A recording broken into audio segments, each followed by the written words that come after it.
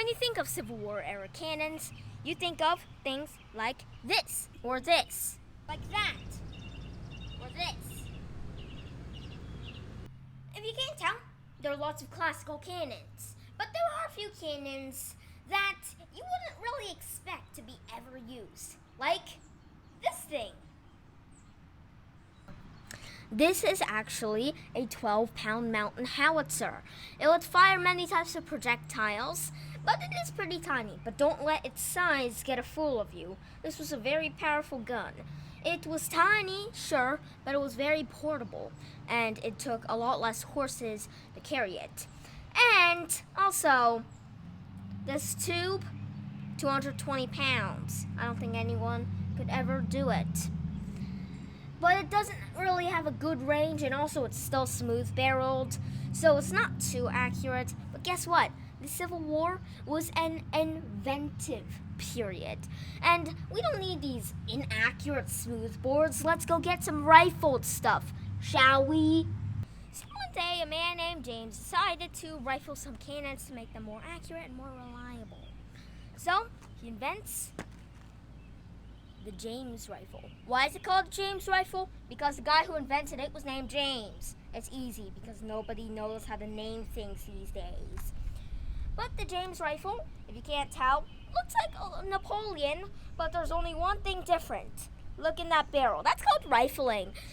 So what happens is the round starts spinning and it comes out while spinning, which increases its accuracy and its speed and its range. So, big improvement over the Napoleon and stuff.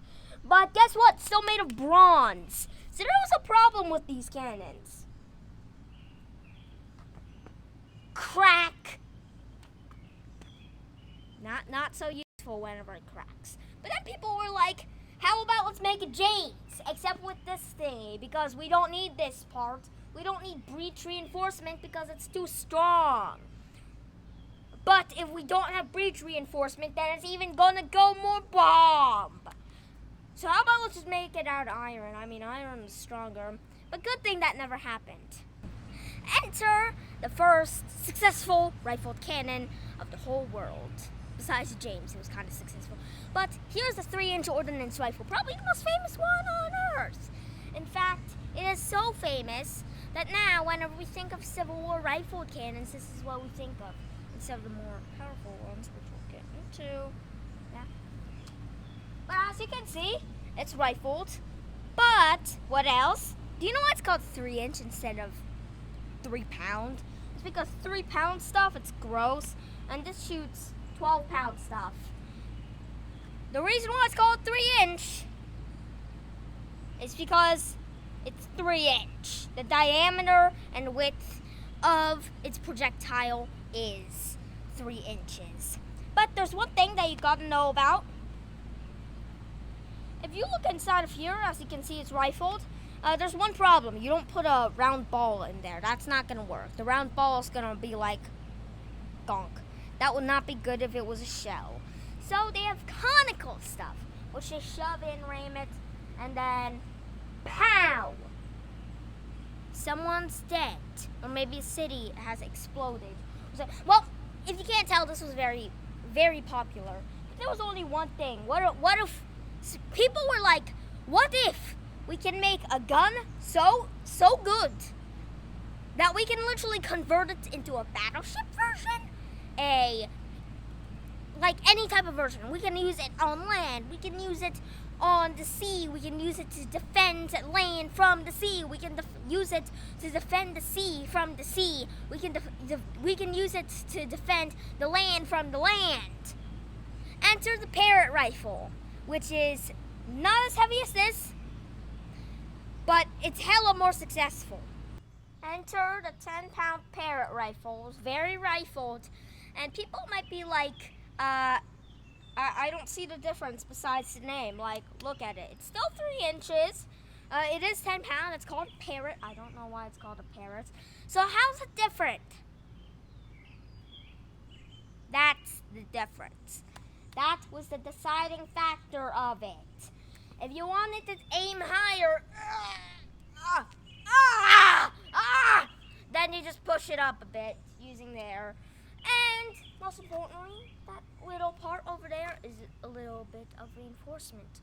So you can put more gunpowder in it, and then the shot will go much further, even if it's only 10 pounds. I mean, 10 pounds is pretty much, but very successful. Now, when I mentioned that it could be used anywhere, I don't really mean that. But there were fortress versions of this. This is just a land parrot gun, a field parrot gun. They would put it on the field. That's why it's called that. So this is basically the one that you'll always see. But then there's something else. It could be used on the sea.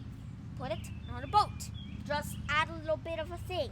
So how are they gonna aim it on a ship? Because aiming it like this is much more different than aiming it on the sea. Because guess what? On the sea it's very hard because of the whole thingy about how it is completely being destroyed. Oh yeah, so they actually have an idea. That idea is to add another sight on it. On the wheel. Oh, Andrew, what is that? Oh, yeah, this. So, this is where they would attach the naval sight on. They would stick that in and aim like that. I don't know why they would put it here. Why can't they just put it here? But hey, it's the ocean, and in the Navy, everything's strange. In the Army, a kepi. In the sea, a SpongeBob hat, I think. But as you can see, can be perfectly aligned with that thingy. What is this thingy? Well, we can't tell. It's pretty bent right now, so it isn't what it actually looked like. But it wouldn't be curved like that. It would just be completely straight. But hey, battle isn't so easy to maintain iron in. So when it's straight, the sight would allow them to aim and fire! Pop, and the ship has sunk. But then what about on like the sea or something? Like, how do you protect the land from the sea? Oh yeah, it's very simple to do that. All you gotta do is make it hella bigger. Like, much bigger, like a 20-pound parrot actually. This is only 10 pounds. It only shoots a 10-pound round. But then there are like the huge ones that can shoot 20-pound rounds. But they were also used on the field, sometimes on the sea, sometimes in the Navy, sometimes, and anything else. So that's boring, you know. Let's just increase it by a lot. Enter the 50-pound parrots. Just kidding, there were no 50-pound parrots. But there were 40-pound parrots, 45-pound parrots, 35-pound parrots, and 30-pound parrots. And they were much bigger than this. They were so big that the wooden carriages could not sustain them.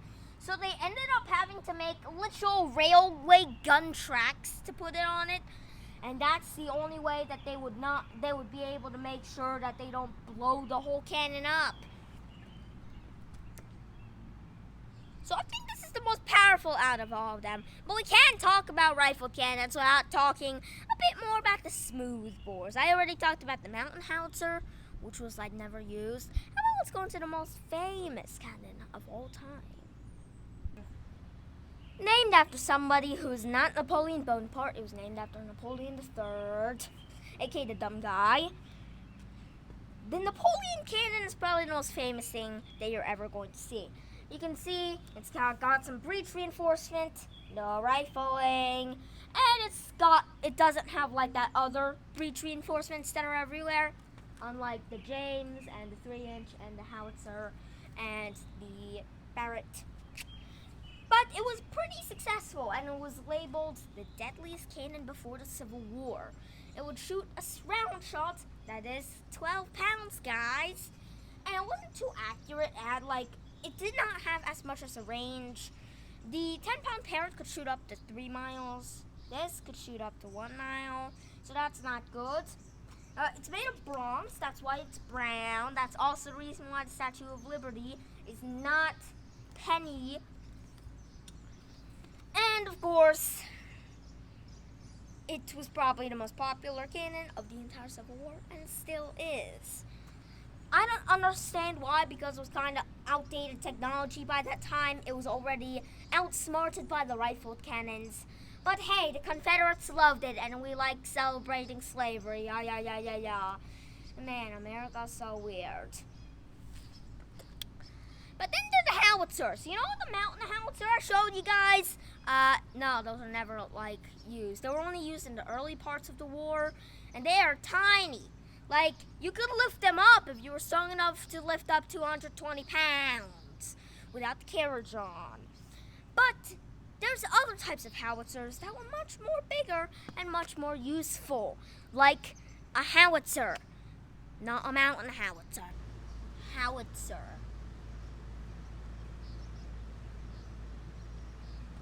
So what howitzers were used for is basically like a mini mortar.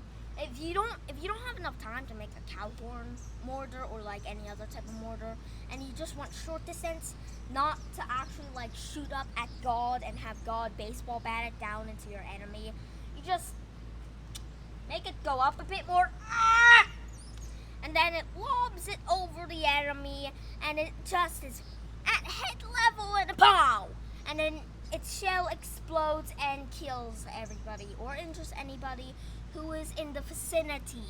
So these are very powerful, but still. Howitzer. This is not a Napoleon. Why?